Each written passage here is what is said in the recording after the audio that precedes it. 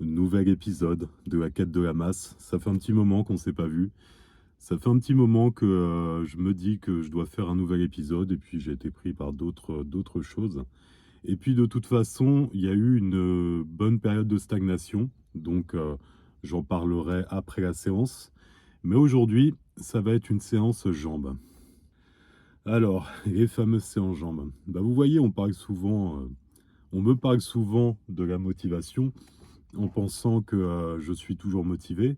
Bah là, par exemple, aujourd'hui, je ne le suis pas une seule seconde. La motivation, j'en parle très souvent d'une manière négative.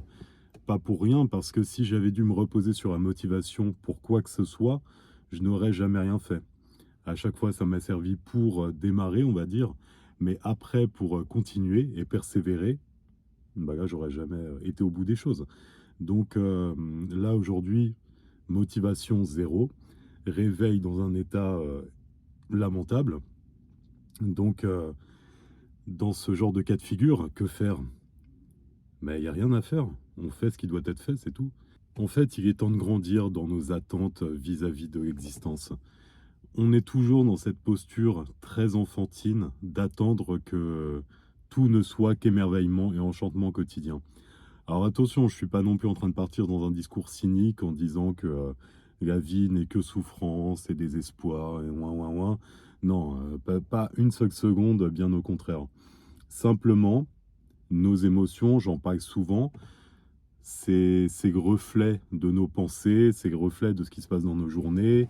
Et parfois, c'est compliqué d'avoir des emprises dessus. Tous les concepts véhiculés à l'heure actuelle par certains courants de pensée comme le stoïcisme, c'est-à-dire le fait de contrôler nos émotions, même si c'est beaucoup plus vaste que ça, bien évidemment qu'on ne les contrôle pas, on les tempère, on les apprivoise, on les comprend. C'est plus ça qu'on essaie de faire avec nos émotions.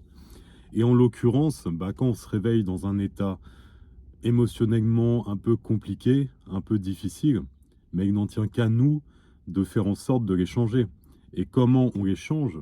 Bah, en mettant notre attention sur nos pensées et en choisissant de les emmener dans une autre direction. Si dès notre réveil, on se focalise sur les mêmes problèmes que la veille, sur les soucis qu'on va avoir dans notre journée, bien évidemment que la journée risque d'être très désagréable. Au contraire, si on se focalise sur, on peut prendre un moment par exemple de gratitude, c'est-à-dire essayer de réfléchir au final à ce qui va bien dans notre vie, à ce qui va bien là, dans l'instant, tout de suite. Pareil, donc se focaliser sur le moment, sur ce qu'on est en train de faire. On peut également, au lieu de mettre les infos, l'actualité, ou au lieu de se jeter au hasard sur notre téléphone, histoire de s'abreuver tout de suite de contenu anxiogène et stressant, ben, on peut choisir de mettre dans nos oreilles peut-être du contenu un peu plus positif, des audios un peu plus inspirants, des musiques inspirantes, peu importe. Et tout de suite, ça va changer la couleur de notre journée. Ça sera pas, c'est pas du jour au lendemain, pareil, on s'attend très souvent à avoir un mode opératoire magique, c'est-à-dire une méthodologie que je vais appliquer à partir de maintenant et ma vie va changer du jour au lendemain, pas une seule seconde. Faut se dire que le mental, c'est comme le physique, ça va être un travail continu, constant, qui va faire qu'on va évoluer psychologiquement. Donc voilà, faut pas s'attendre à ce que ce soit simple, à ce que ce soit facile et qu'il y ait un changement significatif tout de suite. Faut répéter ce process tous les matins pour évoluer. Et on n'est pas à l'abri d'une rechute, entre guillemets, comme moi ce matin, où vous vous réveillez et puis c'est un peu compliqué. Et après, on relativise vite parce qu'au final, voilà, je me réveille, je suis de mauvaise humeur. Et alors, c'est quoi mon problème? Mais il n'y en a pas en fait. Il n'y en a aucun. C'est absurde. C'est absurde de se sentir dépendant, de se sentir une victime de nos émotions comme ça. Ça n'a pas de sens. Donc, je prends les choses en main, je prends ma journée en main, je prépare mes affaires, je fais ce qui doit être fait pour aller en direction de mon premier objectif du jour, c'est-à-dire aller faire ma séance cuisse. Donc séance cuisse, j'aime les faire, mais je sais que ça va être difficile, ça va être compliqué. Et en plus, là, bah, je vais me filmer pour la vidéo, donc j'apprécie moins les séances quand je me filme, mais bon, c'est pas grave, c'est ce qui doit être fait. Et donc, comme je disais, il y a eu une période de stagnation Je reviendrai dessus derrière, mais ce qui fait que mon programme a légèrement évolué sur ce dernier mois. Donc j'ai changé, en gros, j'ai un peu changé la méthodologie globale. J'ai sensiblement gardé les mêmes exercices, j'en ai peut-être changé un ou deux, mais c'est plus dans la méthodologie, c'est-à-dire que jusqu'à présent, depuis octobre dernier, j'étais sur quelque chose d'assez traditionnel, c'est-à-dire en pyramidal. Je montais à chaque série jusqu'à arriver sur une série vraiment maximale à l'échec, et en fonction des exercices, je pouvais finir en drop set. Et ça m'a permis de bien évoluer jusqu'à présent. Mais bien évidemment, ça a ses limites parce qu'on ne peut pas monter éternellement en termes de poids. Donc là, je suis arrivé dans une période de stagnation, reliée évidemment à une période où psychologiquement, c'était un peu plus difficile. Donc les deux conjointement ont fait que j'ai stagné, voire régressé. Et donc, bah, dès qu'on arrive à un plateau, qu'est-ce qu'on fait? Bah, on étudie la situation, on voit ce qui ne va pas, et en fonction, on ajuste les choses. Donc là, au niveau de l'entraînement, bah, j'ai eu envie de revenir à des méthodes d'intensification parce que voilà, j'aime bien ça. J'étais sur quelque chose de plus basique et là, je suis revenu sur des méthodes en fonction des exercices, double contraction, du drop set, qu'est-ce que j'ai mis encore? Bon, je sais plus, vous verrez pendant cette séance et puis regardez suivante. Mais ce qui fait que bah, moi, ça me plaît. Voilà, j'aime bien m'entraîner comme ça, j'aime bien les trucs un petit peu, je vais pas dire techniques, mais qui me forcent à. Ouais, je suis peut-être un maniaque du contrôle, qui me force à bien canaliser les choses, à bien les cadrer, à bien savoir où j'en suis précisément. Et ça me fait du bien de repasser sur un truc comme ça. Et après, comme je dis toujours, c'est pas qu'il y a une méthode qui est plus efficace, optimale. C'est une méthode qui correspond à votre évolution, votre progression à un instant donné. Si on pouvait rester sur la même méthodologie du début à la fin de notre évolution, ce serait trop simple, ce serait trop facile. Et il y en a à qui ça peut convenir aussi, évidemment. Comme d'habitude, c'est du cas par cas. Mais pour moi, j'ai besoin de cycler les choses, de changer pour continuer à évoluer. Et puis, il y a le côté aussi mental, parce que j'aime bien faire ce genre de choses. Donc, bref, introduction peut-être un petit peu longue, mais bon, je pense que vous avez commencé à avoir habitude avec moi. Sur ce, on va aller s'entraîner. Et puis on va se retrouver après pour faire un point sur cette phase de stagnation. Premier exercice, hack squat. Avant ça, j'ai fait mon échauffement, c'est-à-dire 5 minutes de vélo, 2 séries légères au leg extension, 2 séries légères au leg curl. Ensuite, je me suis échauffé à vide sur cette machine. J'ai rajouté 10 et 10, encore une série d'échauffement. Et j'ai commencé en mettant 20 et 20 de chaque côté. J'ai fait 15 reps. Ensuite, j'ai rajouté 10 et 10. J'ai fait 12 reps. Et donc là, 2 plaques de 20, je fais 10 reps. Ensuite, donc là c'est ma troisième série de travail. J'ai pas filmé les deux d'avant parce qu'il y avait du monde, je tournais avec quelqu'un, c'était pas pratique, donc voilà. Ensuite, donc, je vais rajouter 10 et 10 pour faire ma dernière série que voilà. Dernière série qui sera un double drop set. Alors, pareil, encore une fois, vu que je tournais avec quelqu'un, j'ai pas optimisé les poids. Ce qui fait que là, le drop set est pas hyper logique, dans le sens où je vais d'abord retirer 10 et 10, ensuite retirer 20 et 20. Sachant que là, vu que ma dernière série, vous voyez, est pratiquement, et même à l'échec, on peut dire, si j'allais plus loin, je me connais, je serais resté en bas. Donc ça aurait été plus pertinent de descendre de 20 en 20. Et là, le fait d'avoir retiré juste 10 et 10 de chaque côté, vous allez voir, je ne vais pas en faire beaucoup. Et donc à la fin, bon bah pareil, je vais être complètement rincé. Mais là, encore une fois, c'est un changement de programme. Dans le sens où les charges ne sont pas encore optimisées. Même là, vous voyez, j'ai fait une série, je suis monté de 20 à 20 entre chaque palier. Donc c'est pas, ça fait un gros palier, c'est-à-dire quand j'en ai fait 15 avec une plaque de 20 de chaque côté, c'était facile. Mais au fur et à mesure du temps, les paliers vont s'affiner et je monterai de 10 en 10. Donc voilà, c'est le but à chaque séance pour échelonner la progression, on va dire, d'une manière plus cohérente. Mais le drop set, pareil, je le descendrai toujours de 20 en 20 parce qu'on est tellement rincé quand on va au plus proche de l'échec comme ça que moi personnellement, si je descendais, comme je l'ai fait là, hein, juste enlever 10 de chaque côté, c'est pas suffisant, on fait pas assez de reps derrière, c'est pas intéressant. Alors que là, comme vous pouvez le voir, J'ai du mal, en plus, bon, encore une fois, c'était pas la grande forme, même si là, ça y est, je m'étais déjà mis dans ma séance, j'étais vraiment dans l'instant, on va dire, mais voilà, c'est compliqué. Ceux qui connaissent cette machine, vous savez à quel point c'est compliqué. Bref, donc voilà, j'ai laissé ma sortie de machine parce que j'ai eu des réclamations de certains de mes clients comme quoi ça leur ferait plaisir de me voir avoir la même démarche qu'eux quand ils finissent un exercice quand je les coach. Donc voilà, c'est pour ça que j'ai laissé ce petit passage. Second exercice, c'est la presse à cuisse. Là, le projet, c'est de faire 10 reps pieds serrés, enchaîner tout de suite avec 10 reps pieds écartés. Alors, enchaîner tout de suite, en fait, je vais prendre une petite pause. Parce que là, justement, vous allez voir, c'est ma première série. Je veux enchaîner, mais mes jambes, elles vont me dire non, non, voilà, tu vas te reposer tout de suite, tu te calmes, et tu rattaqueras après pour être sûr d'aller au bout des 10 reps. Vu que c'était en plus que ma première série, là, les sensations de mes jambes me faisaient penser que j'allais pas aller au bout des choses si je faisais trop mon malin. Donc voilà, je l'ai quantifié comme ça. Et mes 4 séries étaient sur ce même mode opératoire. Alors malheureusement, les autres séries n'ont pas été filmées parce que j'ai une certaine incapacité à faire plusieurs choses en même temps. Ce qui fait que j'étais tellement focalisé sur ma séance que quand j'appuyais pour enregistrer les autres séries, bah en fait, j'éteignais et je filmais mes temps de repos, donc c'est magistral. Troisième exercice, leg extension unilatérale. Alors normalement, je le fais sur la machine où vous avez juste la tirette à changer pour changer de poids. Mais là, elle n'était pas libre, donc je me suis retrouvé sur cette machine, ce qui n'était pas pratique du tout, dans le sens où le but, là, c'était de faire un drop set, mais sur chaque jambe.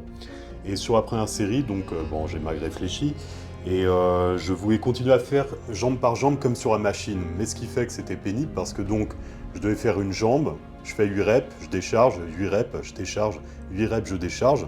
Ensuite, je recharge pour faire la même chose sur l'autre jambe, ce qui n'était pas du tout optimal et plus agaçant qu'autre chose. Mais sur les autres séries, j'ai réfléchi, j'ai branché mon cerveau, et ce que j'ai fait, bah, j'ai fait 8 reps jambe gauche, 8 reps jambe droite, je décharge, 8 reps jambe gauche, 8 reps jambe droite, et ainsi de suite. Ce qui était plus pertinent, plus malin et plus optimal niveau logistique. Parce que décharger sur cette machine, en plus vu la longueur de la barre, c'était un petit peu pénible, on va dire. Alors vous pourrez noter aussi le changement de coloris du t-shirt, hein, le côté bigou s'accentue de plus en plus. Pourquoi cette méthode de drop set sur leg extension? Bah, tout simplement parce que j'aime le faire, j'aime la sensation de brûlure. Dans ma précédente phase de programme, j'étais sur quelque chose de plus conventionnel, de plus traditionnel. Je crois que j'augmentais, ouais, je devais faire un 15-12-10, un truc comme ça. Enfin, j'augmentais sur chaque série, j'augmentais la charge et je diminuais les reps. Mais évidemment, au bout d'un moment, on plafonne, ou alors c'est l'exécution qui se dégrade. Et là, je préfère, voilà, une façon de faire où au final, bah, je vais mettre moins de charge, mais il y aura quand même une forte intensité, une forte brûlure. Et j'aime cette sensation, j'aime quand ça brûle intensément et que mon corps me dit d'arrêter et que je décide qu'il continue. J'adore ça, et là sur cet exercice, ça décuple cette sensation. Exercice suivant, soulevé terre jambes tendues. Vous pourrez constater que le dos est vraiment pas terrible. Donc c'est ça l'avantage de se filmer, c'est que ça permet de constater également, de voir d'un œil extérieur notre exécution. Sur le moment, je ne le sentais pas du tout comme ça. Et là, bah, je me rends compte que c'est vraiment pas terrible. Je ne fais pas partie de cette école à préconiser le dos rond. Pourquoi? Parce que bah, par mon expérience, ça ne m'a jamais réussi. Voilà, ça parle d'adaptation. Bah, personnellement, je n'ai pas ressenti de bénéfice d'adaptation. Bien au contraire, donc depuis, je m'évertue à garder un dos droit. Et là, malheureusement, bon, c'était pas terrible. Je ne me suis pas fait mal, mais il va falloir que je corrige ça parce que, encore une fois, bien évidemment, c'est pas en le faisant de temps en temps qu'il y aura des problèmes. Mais c'est à force, c'est la répétition qui peut entraîner des problèmes. Donc, bah, j'ai pas envie, j'ai pas de temps à perdre, hein, je suis en pleine quête, donc je vais devoir corriger ça sur ma prochaine séance. Là, pas de méthode particulière, juste je contrôlais bien. Je crois que je faisais des séries de 10, il me semble, 4 séries. Et puis c'était très bien avant d'attaquer le leg curl. Leg curl assis. Là, au niveau de la méthode, on est sur de la double contraction, c'est-à-dire une demi-rep, une rep complète, vous voyez, sur chaque répétition. Enfin, une répétition, c'est une demi-rep et une rep complète. Donc ça fait 10 reps comme ça, sauf sur la première où j'en avais fait 15 parce que j'avais pas mis assez de charge. J'ai fait 4 séries, là il me semble qu'il y en a que 2 de filmés, parce que comme vous pouvez voir encore il y a du monde et c'est un petit peu gênant pour eux. Donc je n'allais pas insister. Puis là pareil, vu la disposition de la machine, pour varier les angles, c'était pas vraiment évident. Et puis, intéressant non plus, ça reste un exercice d'isolation, donc il n'y a pas grand chose à voir. Vous noterez quand même toujours mon talent pour le cadrage, hein, visage coupé à moitié. Ceci étant, je trouve que ça donne un petit style que j'aime bien, voilà, parce que au final, je suis en train de travailler les jambes, donc qu'est-ce qu'on en a à faire de mon visage? Et puis également, ça censure les têtes que je peux faire, donc c'est très très bien, je me demande même si je ne vais pas systématiser le processus. Alors là, je pense que c'était... Ouais, c'était pas encore la dernière série, là on devait être sur... ouais, vu l'angle, on doit être sur jusqu'à la deuxième.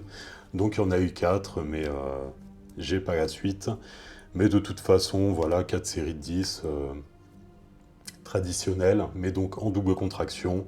Et là, ça brûlait comme il faut. Vous les attendiez avec impatience, voici venu le tour des mollets. Là-dessus, je fais 4 séries sur cet exercice. Première série, 15 reps, deuxième série, 13, troisième, 11, et dernière, 11 reps plus un double drop set. En plus, je fais un petit pic de contraction. Alors j'ai un peu toujours tendance à travailler les mollets de cette façon-là, dans le sens où j'aime bien casser la dynamique du rebond. Donc vous voyez, je contrôle bien la descente et je marque un temps d'arrêt sur la contraction en haut, et je vais toujours chercher le maximum de l'amplitude possible, pour vraiment, encore une fois, bien me focaliser sur le travail des mollets. Au niveau donc des charges, j'augmentais à chaque fois de 10 kg, parce que là, j'ai un peu gardé le même processus que lors de la dernière phase, mon dernier programme au niveau des mollets. Et le drop set, par contre, de mémoire, je crois que, ouais, c'est ça, je descends de 30 en 30. Et ensuite, voilà, second exercice, là, je reste sur une charge fixe. Et je vais faire des doubles contractions. Donc une demi-rep, tac, et une rep complète. Ça fait une rep. Donc il y en a 10 comme ça. Je fais une autre séance mollet dans la semaine. Je l'ai fait 2 fois dans la semaine. Parce que vous voyez, le souci des mollets, c'est que, évidemment, il y a un gros facteur génétique pour les mollets. Mais il ne faut pas non plus s'en servir d'excuse pour ne pas les travailler. Et le gros problème, c'est qu'ils sont sous-sollicités. Dans le sens où, en général, on va faire un exercice de mollet à la fin de la séance jambes et c'est tout. Donc 4 exercices par mois. Voilà. Qu'est-ce qu'on veut s'attendre comme résultat sur les mollets avec si peu de fréquence et de volume? C'est pas étonnant. Donc en général, moi je conseille de les travailler 2 fois dans la semaine. Et moi perso, je mets 2 exercices sur chaque séance, mais vous pouvez peut-être en mettre 2 derrière la séance jambes et 1 après une autre séance bien séparée dans la semaine. Voilà, ça peut être petit à petit, vous voyez, vous augmentez le volume petit à petit. Là, si à l'heure actuelle vous faites qu'un exercice, rajoutez un deuxième, n'allez pas en rajouter 3. C'est vraiment évolutif et encore une fois, c'est propre au niveau de chacun, de comment vous encaissez, d'où vous en êtes dans votre pratique, c'est toujours ça. Mais bien, encore une fois, très souvent, gros problème des mollets, c'est qu'ils ne sont pas assez travaillés. On va revenir alors sur cette séance, qu'est-ce que j'ai à dire? Donc, comme vous avez pu le voir sur l'introduction de la vidéo, j'étais pas dedans, j'étais pas dans un état d'esprit très conquérant. Maintenant, comme d'habitude, je ne me laisse pas le choix, et force est de constater que, comme d'habitude, la motivation vient avec le mouvement, l'énergie vient avec le mouvement. Donc je me suis mis dans ma séance, j'ai commencé, je me suis conditionné, je me suis challengé un petit peu, et au fur et à mesure de la séance, j'étais de plus en plus dedans, et même si c'était pas simple, j'étais pas dans une débordant d'énergie, c'était pas facile vraiment ce matin, mais peu importe, j'ai fait ce que j'avais prévu de faire, j'ai essayé de faire un peu plus quand je pouvais, je me suis battu contre moi-même. Donc on en revient toujours à cette idée qu'au-delà du corps, c'est un entraînement contre votre mental. C'est-à-dire cette tendance naturelle du mental à vous ramener vers la facilité, vers le confort ou dans ce que vous connaissez déjà, toujours faire en sorte de contredire cette nature, d'aller à son encontre et de se forcer à faire un peu plus, à faire un peu mieux, à chercher la difficulté. C'est un sport de masochiste, clairement. Mais la vie, par définition, quand on veut avancer, est masochiste. Parce qu'il est nécessaire, quand on veut avancer, de se faire violence, de chercher l'inconfort, de cultiver cette relation à la difficulté. Parce que même on va dire, dans un contexte de vie sans chercher à se dépasser, on a toujours des épreuves, on a toujours des difficultés, on a toujours des impondérables. Et si on ne travaille pas, on va dire, cette résistance à l'adversité, à la difficulté, ben on s'effondre à chaque fois et notre vie ne fait qu'empirer.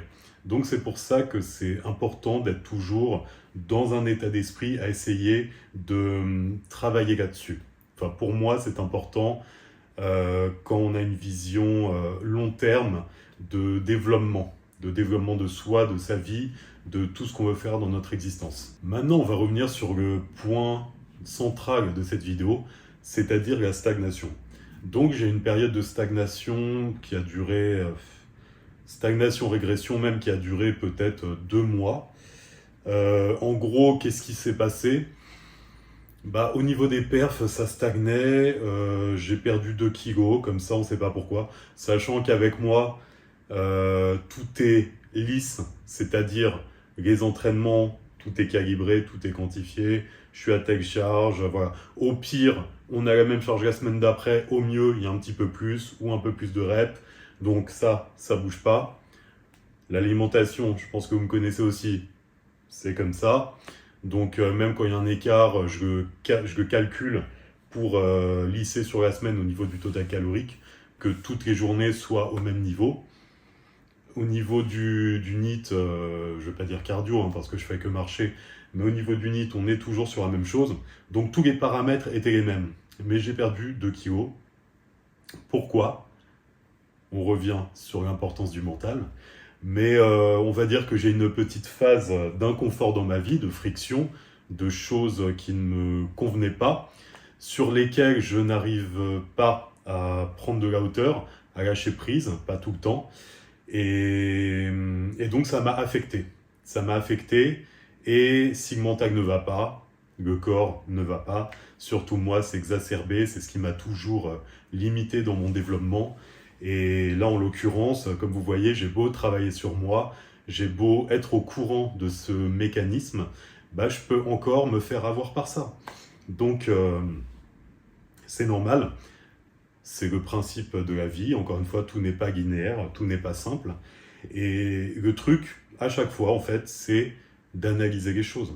C'est-à-dire que j'ai vu que mon poids descendait, j'ai vu que ça stagnait, que j'étais dans un état de fatigue générale. J'ai analysé la situation, j'ai analysé ma vie au sens large, j'ai très vite vu la source de tout ça. Maintenant, ce qui est important, c'est de rebondir très vite après tout ça. Donc, qu'est-ce que j'ai fait ? Bah déjà, travail du mental, c'est-à-dire je vais accentuer. Je le fais déjà tous les jours, mais on va dire avec une routine matinale qui me prend entre 20 minutes et une demi-heure, ça dépend des jours. Et en essayant quotidiennement d'être attentif à tout ce que je fais, à mes émotions, à mes pensées, pour essayer de les cadrer dans la bonne direction. Je me suis recentré pour être encore plus attentif par rapport à ce qui m'affectait sur le moment. De même, j'ai augmenté un peu plus la lecture dans mes journées. Je suis revenu sur de précédents ouvrages qui m'aident dans ce genre de situation. Et voilà, comme si je faisais un cycle où je travaillais un peu plus sur mon mental pour me remettre dans la bonne direction. Et ça, c'est très, très, très important et très salutaire. Parce que grâce à ça, bah, j'ai réussi donc à me sentir mieux psychologiquement, à me reprendre en main. Et bah, mes 2 kilos sont revenus au fur et à mesure des semaines.